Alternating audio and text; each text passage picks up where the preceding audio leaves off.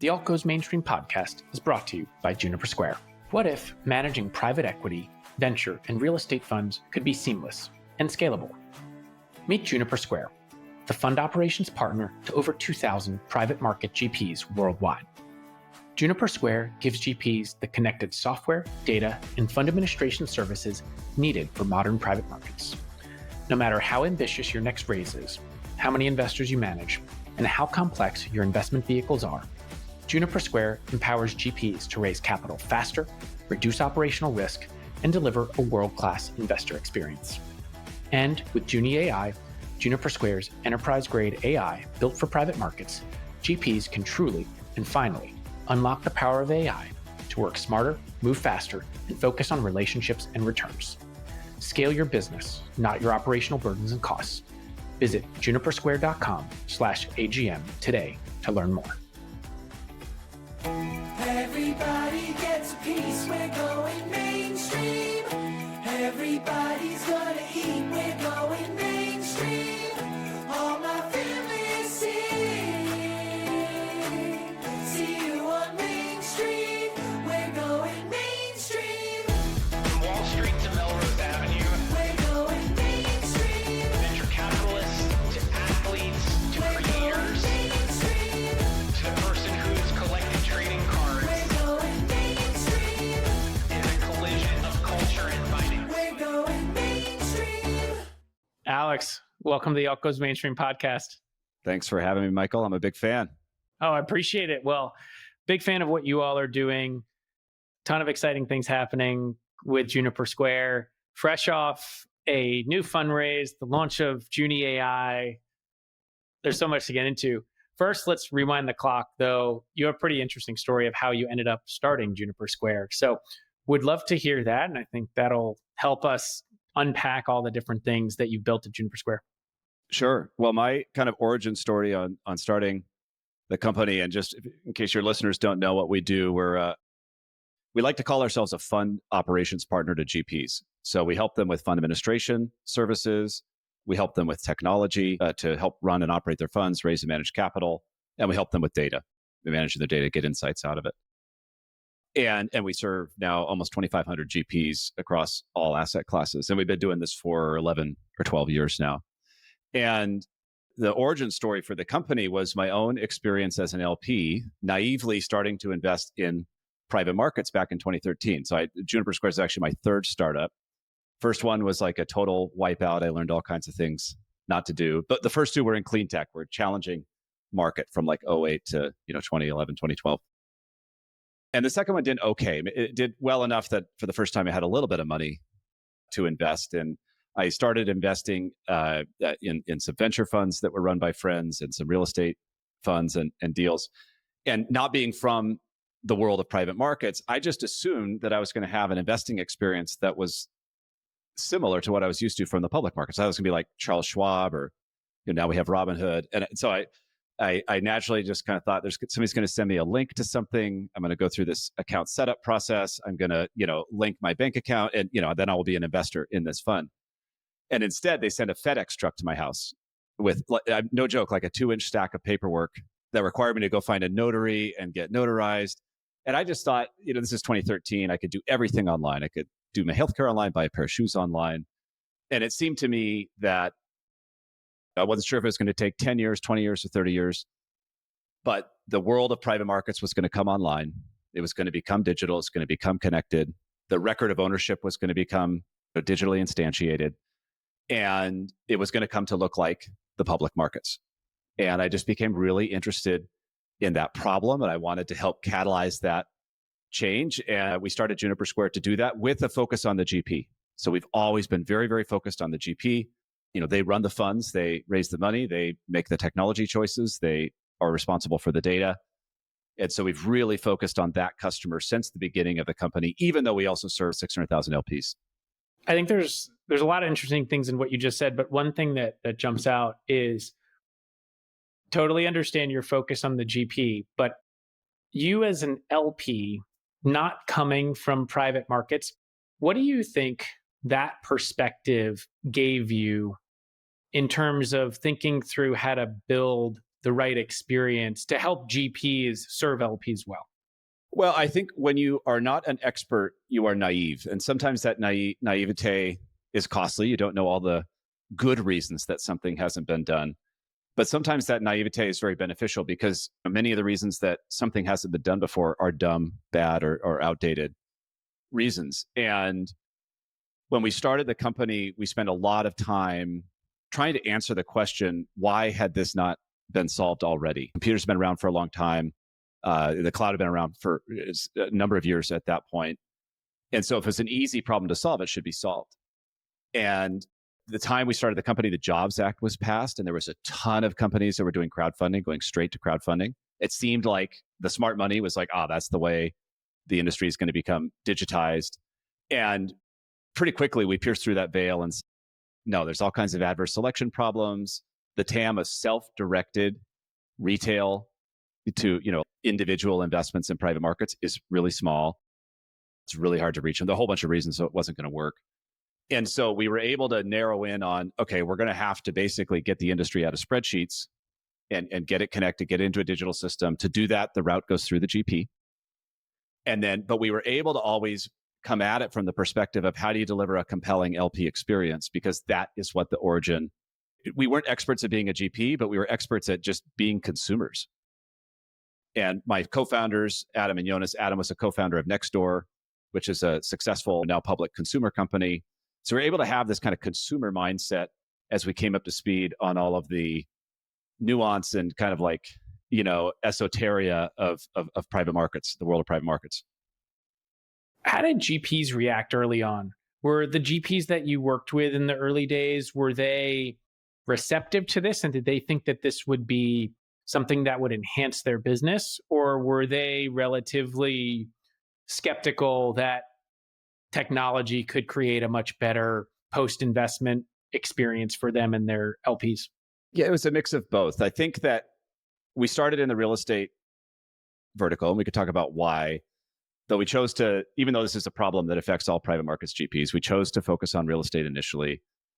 And real estate is sort of known, of all the private markets sectors, it's really kind of has a reputation for being the technology laggard. Yeah, for good reason. A lot of deals are really done by who you know and the brokers and your local market knowledge. And so a lot of tech investment kind of is foolish. People talk about wearing out the shoe leather in real estate, and there's a lot of truth to that. However, in our case, it was this really great thing because a little bit like how if countries did not make a huge investment in copper wire telephony, and then all of a sudden mobile telephones come along, there's no incumbency to protect. There's just this huge leap forward to a phone in everyone's pocket and instant connectivity. The same dynamic existed in real estate where because there'd been no technology investment, it was all spreadsheets, it was all loose, it was a mess. And so this idea of then having a connected live portal full of live data, which was very, we take this for granted now, but this was really edgy at the time because when we started the company, it was all PDFs. Like a portal was where you uploaded PDFs for another party to download them securely. And our idea and what we came to market with was a portal that reflected live data, just like a Charles Schwab account shows you your holdings. And this seemed pretty obvious to us, but it was radical at the time for GPs. And then the other radical thing was the idea that this same portal, like an LP, can have one login to access all managers. On those 2 points, I think now we're starting to see as more people come into private markets, and this is also beyond real estate, although real estate's a massive asset class, and this is a big part of it as well, is that now we're seeing that that's something LPs want and seem to be demanding, especially younger generations of LPs who to your point, you mentioned something like Schwab or Robinhood, they likely are trading or investing online. They're doing things digitally. So that all seems to make sense now. But early on, were GPs resistant to that change because it meant them having to share that data real time? And then on the other side of it too, did you have to wait for the market to catch up? Did the pipes and plumbing have to be built outside of your ecosystem in order to get the data in on a more real-time basis? So on the first question, there's this the concept of a technology adoption curve where you've got early adopters, early majority, late adopters, and so forth. And so any market is going to have that. And that was true here too. So part of what we were looking for is how do we skate efficiently toward the pocket of early adopters who are excited about these ideas. I will say that there was a case study. I went to Stanford Business School, and there was a case study that we learned at Stanford Business School at one point along the way about FedEx and this decision to enable the consumer to enter in a tracking number and get live feedback on where their package was. And that this was a discussion and a debate inside of the company at the time of like, hold on, like people like to call us. It's an opportunity for connection with our customers. If we provide them this live data via a website, we're losing the opportunity to sell them more services or check in on the relationship. And then, of course, the other side was like, dude, people are busy. If you could take 2 seconds, put in a tracking number, see your package, that's 10 times better outcome for the consumer than calling us. So you had that same dynamic at play with GPs because the relationship between GPs and LPs is so critical. Like that, building that trust, maintaining that trust. And these are relationships that last decades when they go well, and through good times, through bad times.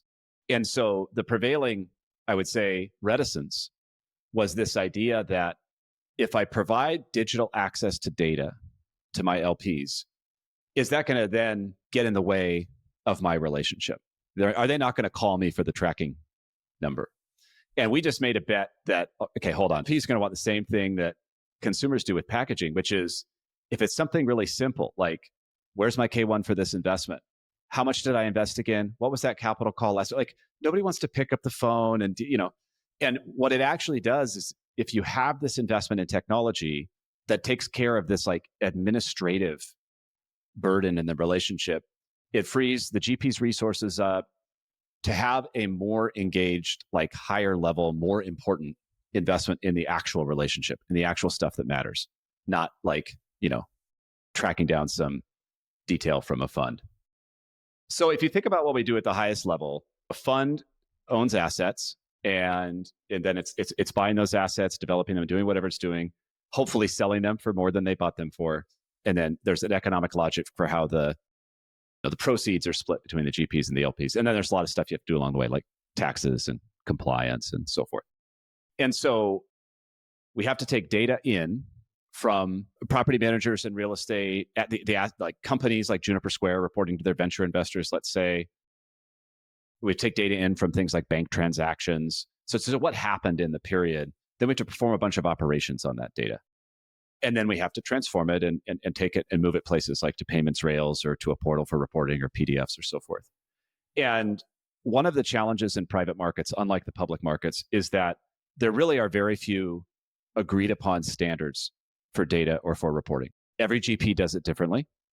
And a lot of times there's very good reasons for this because a lot of the LPs want it differently too. Like most big LPs have very custom, very specific reporting requirements. And then they have their whole business process built around these reporting requirements. So they're not flexible on them. And so there have been a lot of efforts over the years, whether it's groups like ILPA or INREV or ANREV or the Reporting Standards Board, to try to get everybody to agree on a standard. And it's a little bit like getting everybody to agree on a pizza. You know what I mean? It's like, all right, you can have cheese pizza, or you're going to have like a total mess that's everything and no one's going to be happy. And we started with the presumption that we were never going to get people to agree. GPs were going to continue to do it differently. LPs are going to continue to want things how they want them. And the kind of metaphor I used in my mind was Intuit and TurboTax. So there's 50 US states. There's however many countless counties and municipalities. Intuit with its TurboTax product, it's not like, first I got to get all the states to agree on a common tax code. Then I got to get all these they're just like, no, it's a mess. It's heterogeneous. It's super complex. They're never going to agree. Just have the software handle the complexity. And if you build really great software, then you can have a compelling user experience on top of that complexity. And that's what we've aimed to do at our company. Pizza politics are real. Neapolitan style and New York style, very different. And so too are our reporting standards. So that makes sense. How did you then go about making sure that the software met the different reporting standards and requirements that the GPs and ultimately the flow through to their respective LPs would have. This is where we tried to be really thoughtful and methodical about how we expanded across asset classes. So it is both true that this is a pan-private markets problem, right? A fund is a fund is a fund. It doesn't really matter if it owns an interest in a company like Juniper Square or a real estate building or an aircraft lease or whatever. And in fact, there's much more difference in, different types of funds within the same asset class from a mechanics and operations perspective than there is the asset class variety or heterogeneity. So what I mean by this is like an open-end fund in real estate and a closed-end fund in real estate have more difference between them than a closed-end fund in real estate and a closed-end venture fund.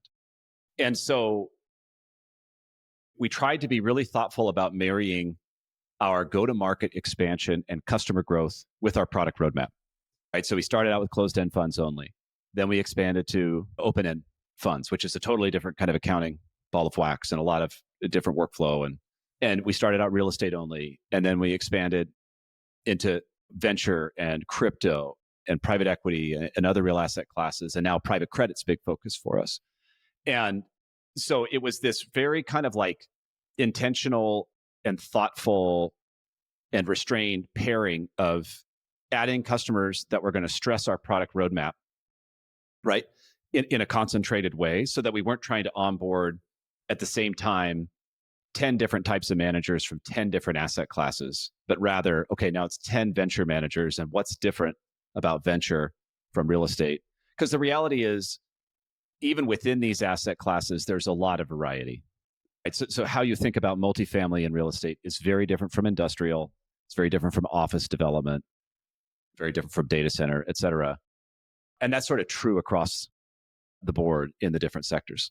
That brings up a really interesting tension point of, yes, things may be very different, either just as you say, in a specific asset class or across asset classes based on the type of fund. But there's also, I think both GPs and LPs would say, there's also a lot of things that are the same and you need to deliver the same experience, regardless of the strategy or the type of fund, et cetera. How do you balance those two things? Well, we try to be really thoughtful about identifying, there's Pareto principle at play in everything, right? The 80-20 rule.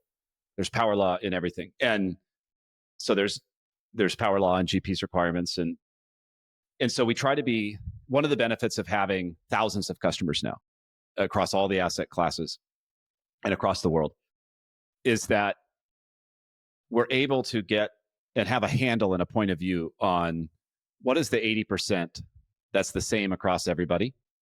And then what is the 20% that varies and how does it vary and how do you want to tackle it?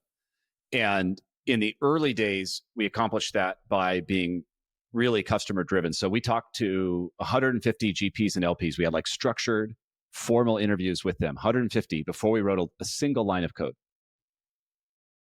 It's changing now with AI. We'll talk about AI, I'm sure. But like writing code is like pouring cement, to a building's foundation. You sort of want to have really thought about what that building needs to look like, what its function is, what it needs to do before you start pouring the foundation. So we try to be really intentional about that in the early days of, even when we were focused on real estate in the, like 2013, 2014, very early days of the company, talking to venture fund managers, talking to private equity managers and understanding, okay, at least we have a handle of how it's different. What was the biggest learning from those 150 conversations? You're really stressing my memory now. This is like 10 years ago. What was the biggest learning? I would say we had a lot of, as a team, early founding team, we always had this connection and this drive to a really higher order vision of making the market more efficient. It was never about like, we exist just to, build this tool for a GP. It was, how do we bring about efficiency and transparency in private markets so that ultimately access can be broadened, which of course is such a huge theme that you've been pushing on. But in this transformational, right, where it's like, okay, if every investment you want to make in a venture fund or any type of fund costs you thousands of dollars in legal fees, and then if the transaction costs are that high, it's really going to limit who can participate. And if you get to a point where you can drive transaction costs to near zero, which is what software is so good at. You take these repeatable tasks and you have computers do them at almost no cost. Then ultimately, the result of that is a transformed market where many more people can participate And that's what always drove us as a founding team and as a company was, wow, there's now 30, 40, 50 trillion dollars, depending on how you count, of capital in private markets growing very steadily. It's this huge, important part of the financial ecosystem. An incredible amount of the kind of like really great economic return is created in these different types of strategies. And yet so few people can participate directly. Anyway, you could say they participate through their pension fund, interest or something in those economic benefits. And so we were always driven by that goal. That's always been what it's about. And the temptation, if that's your goal, is really to go directly to building a marketplace. And those early conversations really helped solidify for us this multi-decade long-term strategy, which we've stuck to, which is, yeah, sure, ultimately we want to make a market more efficient. But to get there, we really have to deeply focus on solving problems very, very thoroughly for one side of the market, which is GPs. And then not only solving problems for GPs, but you mentioned this a bit earlier. You started with real estate. Why start with real estate? The truthful answer is that's where I had relationships. And I can give you a, ex post answer that makes a lot of sense too, because there's some good reasons we stumbled into that made real estate a beneficial place to start. But the honest, truthful answer is with this kind of software. So our software and our technology now holds the personally identifiable records of millions of positions, and trillions of dollars of capital. And we have tens of thousands of funds on Juniper Square. So we are this target for all the bad guys on the internet. We have to make a huge investment in security. And it's really kind of scary, mission critical stuff. If you're a GP, you're not like, oh, great. Here's a 3-person startup. Let me put all of my investor data and their bank accounts and everything else in this 3-person startup and let's see how it works out. So you really have to overcome this chicken and the egg problem in the early days of who wants to be the first GP to trust this new thing. And that's where personal relationships, where you've built trust in another domain, can really help. And that's a big part of it. But then there's these other reasons too that ended up being really beneficial. Like real estate has this preponderance of open-end funds, which are a brand new concept to say venture, but are they come out of like the core world in real estate, and managers with a few $100 million of AUM run open-end funds sometimes in real estate. And so it exposed us to this complexity early on of fund structure, and the information kind of intensity in real estate is orders of magnitude greater than, say, venture or even private equity. So it really stressed the system early on for us to make sure it could scale to these other asset classes. So you're basically saying you started with the hardest asset class within private markets, and then it only gets easier from there? Yeah, kind of, basically, yeah. Well, it's interesting as you think about the evolution of Juniper Square, which I want to get to as well. You've now raised money from large venture funds, Ribbit, Redpoint, which are large platforms in and of themselves, even though they're VCs. And then Blue Owl's been an investor. They're obviously a large multi-strategy alternative asset manager across credit, real assets or real estate, and GP stakes. So you have investors who do other things. And I imagine that's been part of the expansion process as well. And then you've acquired a fund administrator in Europe, Forstone. So how did the evolution of Juniper Square unfold, and where have we ended up today? Well, one big pivot point was, or I shouldn't say it was a pivot point as much of like a step function change in complexity, was we started out as a technology company only. And we later became a technology company and a fund administrator.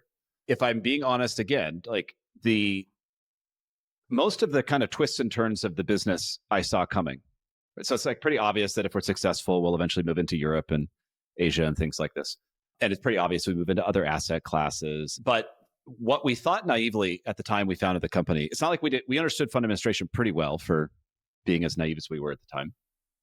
And what we thought was that we just dramatically underestimated the scale of the software engineering problem. So we thought, oh, we'll be able to do probably like 90% of what it is to do fund administration in code. And then the final 10%, we don't even need to have our own services and we can deliver that through partners, because it's just like this high level accounting services stuff. And we really underestimated the need in the market. We got into fund administration because so many of our customers that we were serving in a technology only context were like, you guys are doing like all the hard stuff in your tech. Like, why don't you provide this services layer on top? And then we will give you all of the business. And we realized we're in the business of solving customer problems. And the customer doesn't want a tool set that looks like a 747 cockpit to operate. They just want to be like, my fund administrator's got it. I sleep well at night. I get a great report. I can call them on the phone, whatever. And so we began the move into fund administration, started thinking about it deeply all the way back in 2017, and then launched into that business in the fall of 2020. So that, I think, brings up a really interesting question. Historically, and we can talk about this in the context of AI as well, but historically, fund admin has been very high value service, but requires humans and expensive humans at that. The fund accountants are not cheap, and they're highly skilled at what they do. And it's required in many cases. And to your point, like this is like the heartbeat of the GP's business. So they cannot get this wrong. Has to be done right, has to be delivered to investors in the right way. How did you think about adding the services and human element of an admin business to the technology layer that you had? And how can technology help augment the services side? Or is that still something that requires the same amount of humans that it required before? So in the early days of forming our thinking around how to solve our clients' problems in fund administration, we were unsure whether to focus solely on software and then have a deep bench of very close collaborating partners that would deliver the services, or be a full stack service provider. Now, obviously, we chose being a full stack service provider, but we thought about that very deeply, and we had a lot of very deep discussions about it. And ultimately, what we realized, like a good lesson here is what happened in the kind of like Uber taxi wars back in the day. Okay, so I know you're like, what the heck is he talking about? So bear with me, it'll make sense. So, Uber's taking off. It's a black car hailing service. And it seemed like, okay, it's an app. You press a button, you call a phone, you get a car. It takes you to where you want to go. It's got a rating system. Great. So there were a bunch of companies that started up that were like, yo, we can do this too. We'll build the app. We'll give it to taxi fleets. And boom, it's like the same thing as Uber, but you're using the existing fleet of taxis. It's just a software company. Oh my God, the margins. It's so wonderful. And of course, you don't know what any of these companies' names are today, but you know that, Uber and Lyft have however many billions of tens of billions of market cap, hundreds of billions between them. So we know how that played out. And the lesson there, the story there is that the product that Uber was providing was so much more than just an app where you press buttons. It was the safe, secure, reliable, clean, smell-free, friendly experience of getting from point A to point B. The car was part of the product. The driver was part of the product. The cleanliness was part of the product. So when you realize like, what is the product that your customers are buying? What do they really want? Fund administration is the exact same way. You can't disaggregate and separate the technology and say it's a bunch of apps and buttons, and then separately there's humans who deliver the service. The customer they want to get picked up from point A and dropped off at point B. They want the complete solution. And so you have to be a full stack provider because of what the customer wants. The other thing that's really important, and this is playing out now with AI, and I think we're going to see a lot more of why this problem is so hard, as a lot of these companies that get sky high valuations run into this huge headwind, which is that all these companies that are raising, whatever, that are not foundational model companies, but are just like, we're apps, they're going to take foundational models and build them into verticals or whatever. The thing they're underestimating is how very hard it is to take an existing fleet of people who do stuff and then continually retool that fleet around new technology to realize the benefits. It is really hard to do. It's really hard to do if you control the whole process and it's just your employees and everything else. It's almost impossible to do through partners. So we looked at this and we're like, okay, let's say we ship a new major software feature every week. And we're pumping this out to all these fund admin partners that have been doing things the exact same way for 20 years.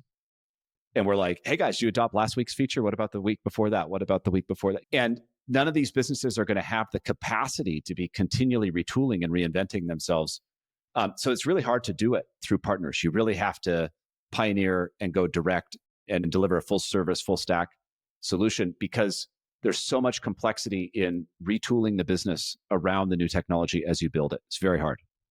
Do you think that like this brings up a really interesting philosophical question around the use of AI as well in today's world? And you've obviously launched an AI tool, JuniAI. But do you think that legacy incumbent players who've done things without applying AI, can they apply AI and will it make their business better? Or is that a really hard place to be? It's a very hard place to be. Why? Because so if we sort of break the problem down, it is really hard to get people to change their ways, to learn new things. Our organization is now 800, 850 people.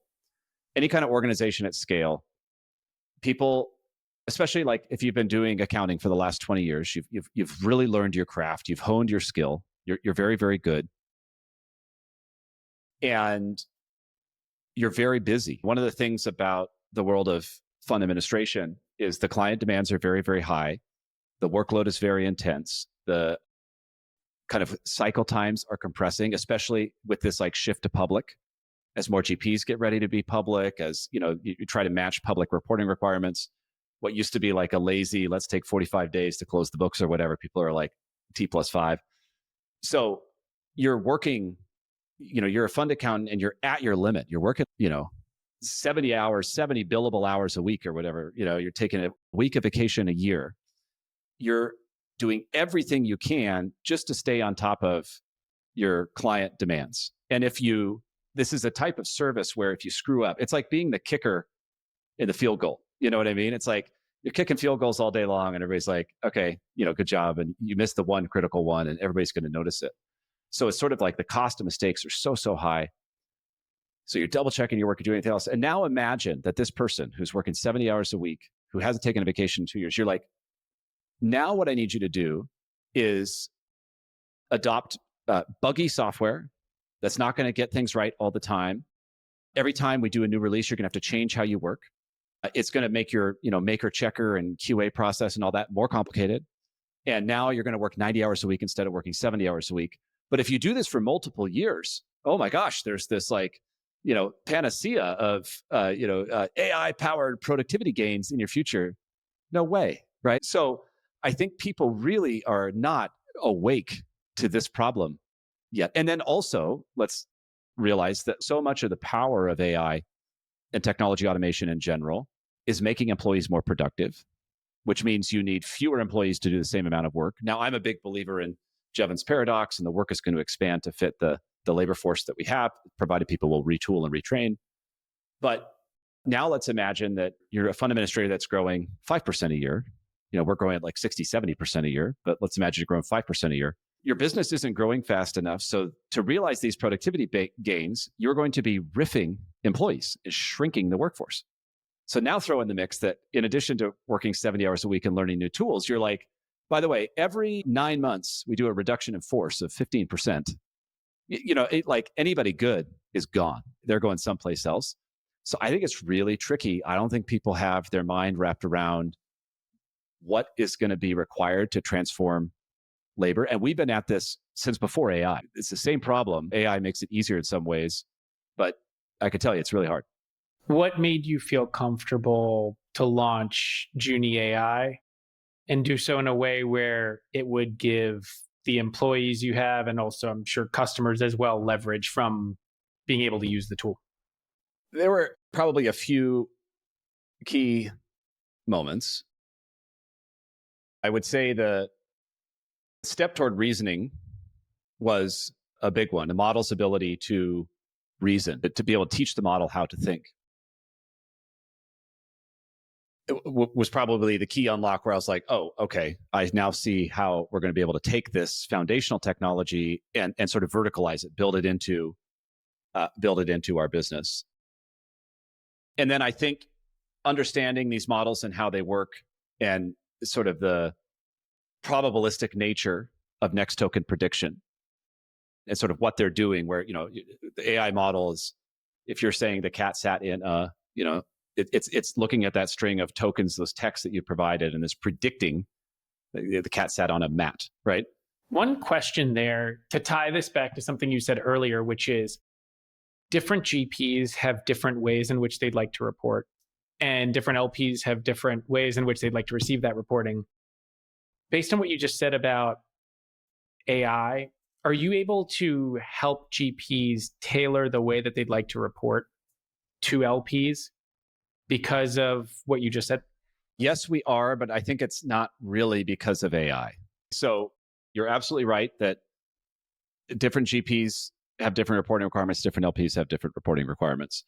And the way that you solve that problem really deeply is you have to sort of have command and a control over the data model at a very, very deep layer in a consistent and a standardized way across all your customers. So all 2,500 of our customers are on a common industry-wide data model, which is a very, very difficult thing to do. It means that every data point in every fund ties back to a common notion.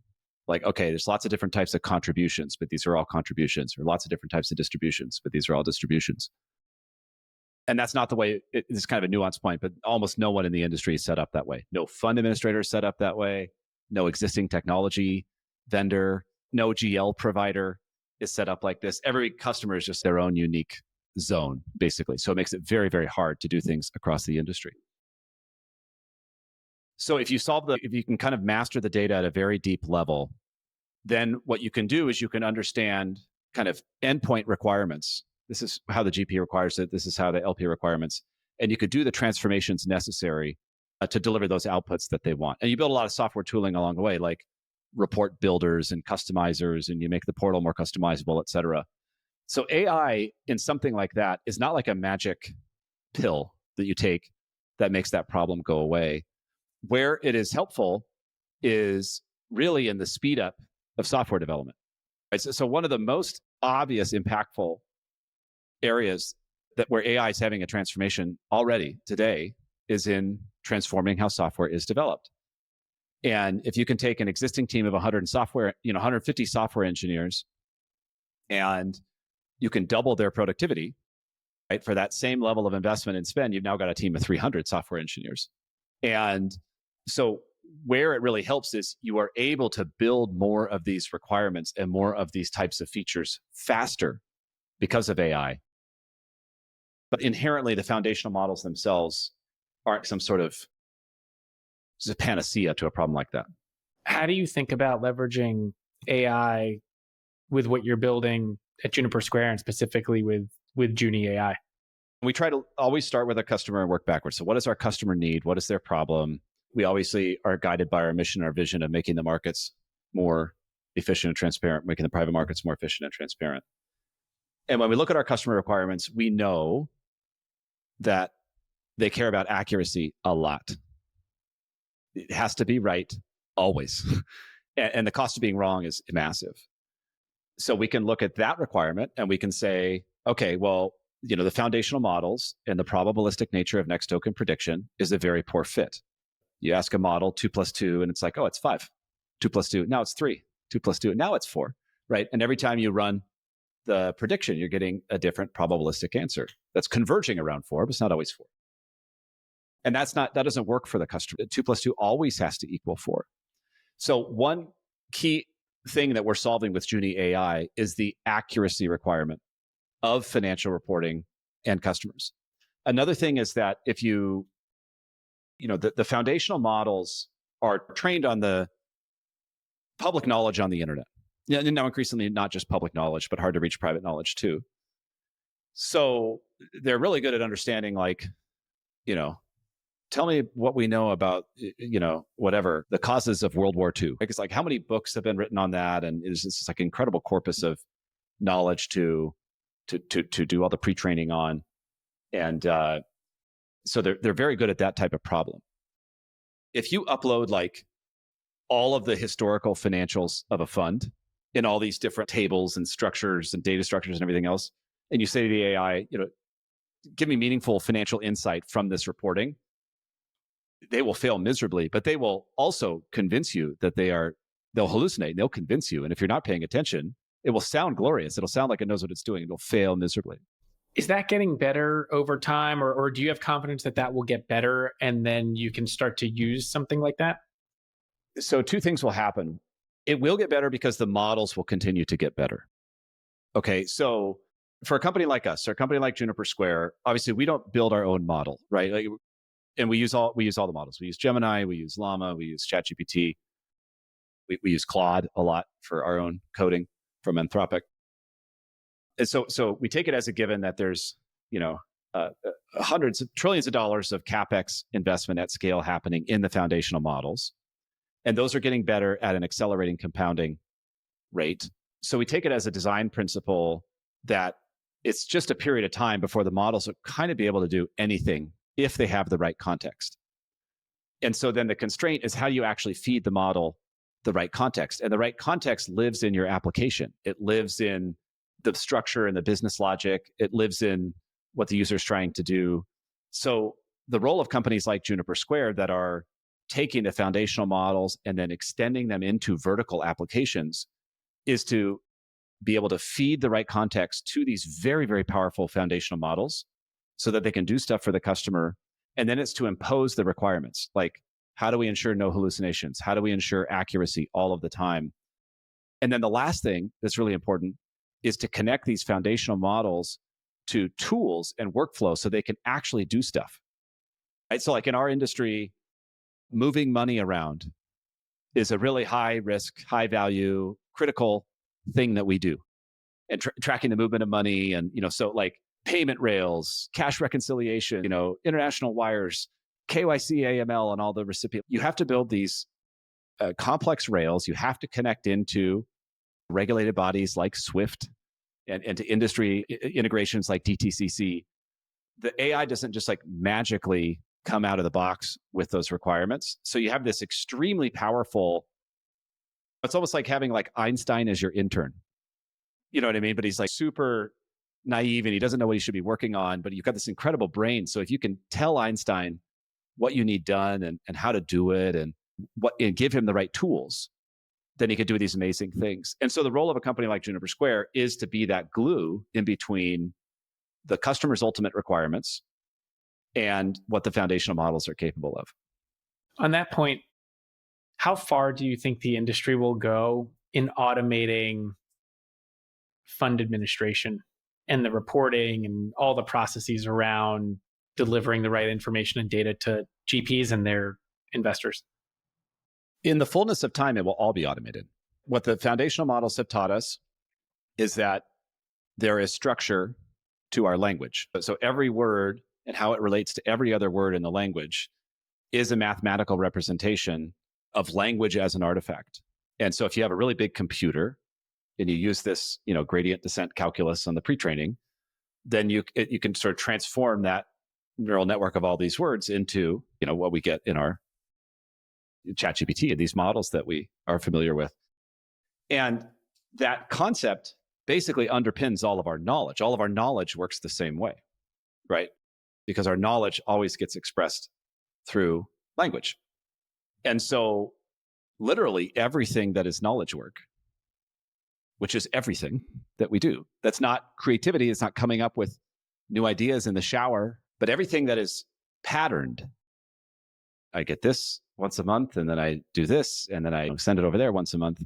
Over time, the models will do all of that work, 100% of it. And the question is just what rate of time. And there's an interesting anecdote so Andrej Karpathy is a great thinker on AI. He led the Tesla autopilot initiative for a long time. And now he writes and he blogs and he does YouTubes on AI. And he's done a very, I think, prescient predictor of where things are going. He talks about taking a Waymo drive in 2013 with the founder of Waymo around Palo Alto and going, oh my God, self-driving is a solved problem. Done. It's 2013, done. The technology is there for self-driving. And now here we are, it's 2025 as we're recording this. And yes, you can get a Waymo in LA and San Francisco in these limited service areas, but that's 12 years later and now still with limited rollout.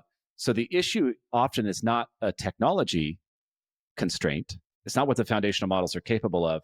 It's getting through the cruft of regulation and industry dynamics and, the buyer's ability to handle change, the provider's ability to handle change. That will take time, but it won't be it'll happen very quickly in the models, I think. You know what I mean? Like certainly just where the models are today are capable of full automation of fund administration, full, complete. How should GPs be thinking about this then as they think about the future of their business? Because as you said earlier, and this is certainly pertinent to the firms that are now publicly traded or have taken a GP stake, is they have to focus, not that other GPs don't, but because they have other investors in their GP or management company, they have to focus on the enterprise value of their firm. That means understanding where costs go and flow and how that impacts their bottom line. So how should GPs be thinking about this as it relates to how they can shape and change their business? What I like to tell our customers when I'm talking to them about this topic is that people often get lost in this trap of thinking, oh, the AIs are coming. The AIs are coming for my job or for my, business or whatever. And that's the wrong frame of mind. The right frame of mind is, what is my best competitor doing with AI? And what will that mean for me and my business if my most fierce, best operating, smartest, most capable competitor is now turbocharged with AI? What will they be doing in their business that I can't do in my business? And that is a much more useful way to think about the problem. And the reality is it's different for every asset class. So I was at a client dinner in New York not long ago with CFOs of some of our major clients. And it ranged from very traditional real estate to very traditional venture to some hedge funds that have some private markets investments, like a wide range of customers. And one of the things that's really clear is the more your job is done from the desktop, right, the less that the details of the assets matter, the more that you would trade in and out of something based on an insight. Like let's say you're doing currency trading, right? You're not going to go inspect the currency and take a look at it. And you get an insight about a misbalance in a trade and you execute the trade, and the speed of that and so forth is what matters. So the more that your fundamental investing strategy relies on that kind of patterned desktop-based decision-making, the greater at risk you are, the faster it's going to go that your AI competitors are going to wipe you out. And the more that your investing strategy is predicated upon these sort of like intangible human to human components, like whether a venture investor gets that really great next position in the hot company is not determined by an Excel spreadsheet. It's, can you get in the founder's mind? Can you build a relationship? Can you get in the cap table? It's hard to do. Or like in real estate, the details of a building are going to so swamp your macro analysis that like you have to go tour assets, you have to have broker relationships. And so there, really, you want to arrange yourself on this spectrum of like how sort of human and intangible is my investing process versus how desktop based and competitive is my investing process. And then that's the speed and intensity with which you need to incorporate AI into your business, because it will affect private markets very differently, different pacing. What are the best GPs doing with AI today? The best GPs started 10 years ago or more, 20 years ago, making investments in data. They would have had data warehouse investments. They would have recognized that collecting quarterly performance, on all their assets would be a valuable thing. Bringing in all these third-party data sources to help them inform decision-making would be a really great thing. And so they're starting from this place of, AI works really well when you have a big corpus of data across which it can build knowledge and reason and give you kind of like summation type insights. So the very best ones are building on an investment they've already made. On that point, do you think that AI benefits larger firms? Because you just said that the more data, the more benefit most likely, because you can train on that data. So does that benefit larger firms more or smaller firms more? So I will give you a different take than a large firm would give you, because I'm right up and close watching these models. No, I don't think it benefits larger firms more. The reason why is the rate at which the general knowledge that's getting built into these models is accelerating swamps any edge that you have on the margin from your proprietary knowledge. I see it all the time in all these different, use cases inside of our company, and we have more data than any one GP in the market, even the very biggest. So even in our business with like millions of positions and tens of thousands of funds, I can tell you that basically what you get out of the box with the model is better than any kind of customization that you can achieve from extending it. So it just makes no sense to try to extend that customization, or you're diluting yourself. Because even if you have it for the next few months, the next, ChatGPT 5 is whatever, 6 months away. And so I don't think the edge will come from data at all. I think the edge will come from speed, and it will come from agility, and it will come from this ability to build a machine inside of your firm where every time there are advances in the tooling and the technology and the AI systems, you're able to figure out how to apply that to your business, figure out which part of your business has to be transformed. You have the employees who have the growth mindset, who are signed up to really drive that transformation. And then you can actually apply it to realize value. That loop, that cycle is way more important than data scale. What's fascinating there about what you're talking about is you're connecting the front, middle, and back office. They may do distinct tasks at times, but they're not distinct siloed functional areas. They do have to interact with each other, right? Because the more data you get, that informs new investment decisions that can help you make better decisions, that can help you market your new funds. It's all related. And I'm sure funds grasp that and know that. But adding automation, AI, digitization, I wonder how much that actually changes how funds should reorient their processes and also how they think about structuring their teams. Does this mean they need less people in certain places? Does this mean they can get more efficiency? Does this mean you can have much smaller funds managing much larger amounts of capital? I do think that certainly will be the case, but I think that fund administration was already delivering on that promise for GPs, and it will accelerate that. I mean, there's still a lot of GPs out there for legacy reasons or otherwise who do all their administration in-house, that have hundreds and hundreds of accountants and people in reporting and people. And so, yes, in those parts of the business, the automation that's coming will make that more efficient for sure. But I think what we have to recognize is that a lot of the distinctions that we draw, like front, middle, and back office, or even like this strategy versus that strategy, are distinctions that emerge from the sort of data and technology constraints that exist at the time. And as you remove those constraints, the distinctions go away. What I mean is that there's really only two distinctions that are going to matter, which is what is computer work, and then what is work that only humans can do. And that's it. Any class of all this like middle, front, back office, that's all computer work, it's all going away. It's all going to computers. Computers will do it 10 times better than humans. And I think if GPs aren't ready with an answer of, in my business, what is the work that can only be done with a human, they're behind.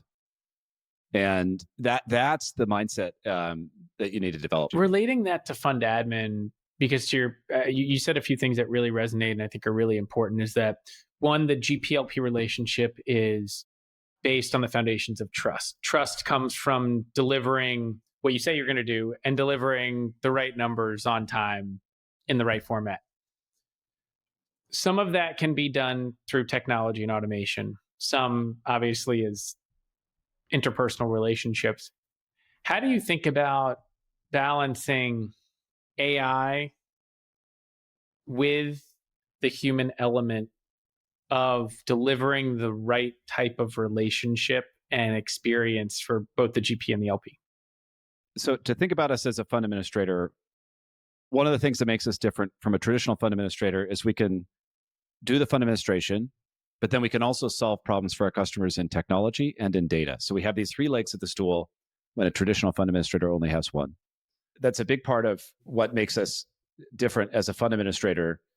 And we have made a bet that if you kind of draw a 2x2 matrix and you say, one side of the matrix is technology, low, high, and another side of the matrix is service levels, human service levels, low, high. We aim to be in the high quadrant, very high technology, very high service levels. So we aren't at this thinking that technology is going to replace the human relationship, or it's going to obviate the need for a human relationship between the CFO and the controller at the GP and their fund administrator. Instead, what we're looking at is like, how do we deliver a transformed level of service? And how do we deepen the type of relationship that we can have with the customer? So we're making a bet that there's always going to still, even though you might have like the equivalent of the FedEx tracking ID stuff, you've got our whole system where you can look up data and you can get answers directly. You got the whole workflow automation in the system and everything else. We still believe that fundamentally, a big part of what the customer is buying from their fund administrator is trust and assurance. It's like, I want to call you up. I want to talk to you. I want to feel like you know what you're talking about and you know what you're doing. And that's a big part of what I'm buying, is that if I'm a CFO, a huge part of what I'm getting from the fund administrator is I'm sleeping at night. I have this responsibility as the CFO to never make a mistake, to always deliver the fund financials on time, zero tolerance for errors type of situation. And then they're exporting a part of that responsibility to their fund administrator. And if you misjudge what it is the customer is buying and you think it's only technology or it's only the service, and it's not this other thing, which is assurance, like I want to sleep easy at night. And that is ultimately, yes, technology plays a role, but it's ultimately it's a human to human connection, just like with the GP and the LP. Like we envision a world where matchmaking between GPs and the LPs is radically transformed and enhanced by technology. And also, relationships are still going to be built in person. And you're just going to be more efficient at where you spend the time on the relationship, It's a great segue to looking back, but also looking forward and tying together some of the threads from the conversation. 12 years ago, you had this vision of how private markets should look and how the experience between GPs and LPs should look. You've now realized some of that vision. You mentioned a multi-decade process to do that. I'm sure there's more to the vision. From here, what is your vision for what the future of private markets should look like, and how should it look like from a digitized perspective? There's a couple of ways to come at that. One is GPs should have an agent, an AI agent that helps them with every facet of work inside of their company. There should be an agent, an investor relation agent that helps them with the drudgery of fundraising. There should be a portfolio agent that helps them with the drudgery of portfolio data collection and sort of those insights. There should be an agent that helps the CFO oversee fund administrators. So any area of knowledge work inside of a GP, which is to say every area inside of the GP, should have an agent that is sort of part of the team that is getting better and better over time and is able, just like that Einstein intern learns, the longer he's at your company, the more he's learning, the more capable he's getting, the more you're trusting him. And that envelope of what these agents can do is going to grow significantly over time. And that's going to cause the humans to have to shift what they do and kind of rethink and reinvent that. So that's one angle to this, which is every area of work inside of a GP should be supported by an agent that helps do that work. Another angle to this is, I've long been fascinated by the GP LP matchmaking problem and how inefficient that is. And I'm reminded of if you wanted to buy a house in 1985 and you were moving from New York to Marin County, where I live, let's say, you're like flying across the country, you're making a trip, you're meeting a broker, you're getting in that broker's car. That broker's going to show you some paper that has the homes you're going to tour on it that day. And then you're going to leave and you're going to be totally in the dark until your next tour, your next visit. And now we have Redfin and Zillow and online access to the MLS. And you can set up a search that says here are my, you can draw a boundary around an area, show me any new listings in that. It should be the exact same for LPs and GPs. I'm interested in this strategy and this type of manager. And, anytime there's a new one raising money, I want to be connected to them. What do you think it'll take from that perspective for funds to be bought rather than sold? Oh, I don't know that they ever will be. I think they're always still sold. Even if the Zillow or Redfin has made it more efficient for you to connect to a home that's potentially interesting. That's a huge part of the problem, the matchmaking problem.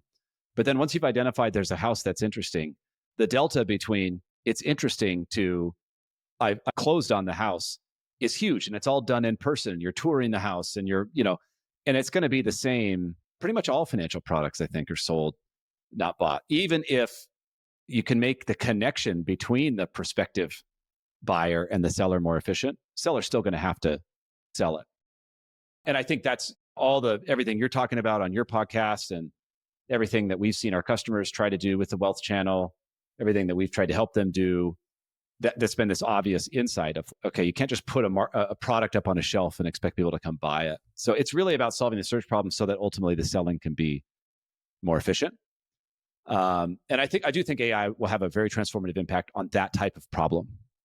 Well, it's getting data and it's getting more real-time data, which is why you have to solve the fund administration problem first. If you have the more real-time data, then you can start to input that into the platform for discovery to be able to do that. Yep. And then the last part I would say to your question is like, what are the actual financial products? What's the investing experience like? What are some of the attributes that we have in public markets that I think will cross over to privates? I do think we will see a future world. It has to be done in a way that the GP stays in control. It has to be done in a way that respects the GP's need for privacy, the need to sort of control the flow of information. But I do think we'll see a transformative impact of secondaries and liquidity on private markets eventually. It just should be the case, again, subject to the permission of the GP, that if I'm an LP and I want to get out of a fund, I should just have a really efficient way to do that. That just doesn't exist in the market today. So there's a big illiquidity premium, big hard problem to solve in there. It's not just technology. And then the last is, and I know many are working on this, and you've had some on their podcast, but my sister's a dentist, and she asks me all the time, like, hey, you have like thousands of funds on Juniper Square. Which one would you recommend I invest in? I know her financial situation and everything else. I'm like, I don't think you should invest in any one fund, period. You're just not at a place where that makes sense. But just like trying to pick Pepsi as a stock or Coke as a stock doesn't make sense. You put someone in the S&P, and it's a extremely cost efficient, tax efficient, low cost, diversified way to gain exposure.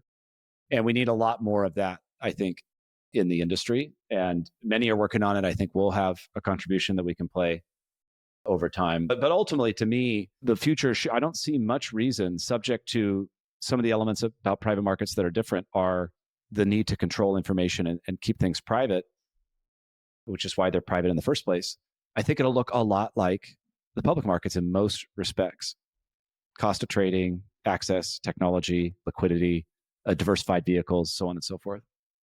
There was the fascinating, first of all, I think we'll have to have you back on at some point in the future to unpack how some of these things have gone. Because I think there is, in many respects, parallels and similarities to other market structure evolutions across equities, fixed income derivatives, with its own unique bells and whistles to private markets.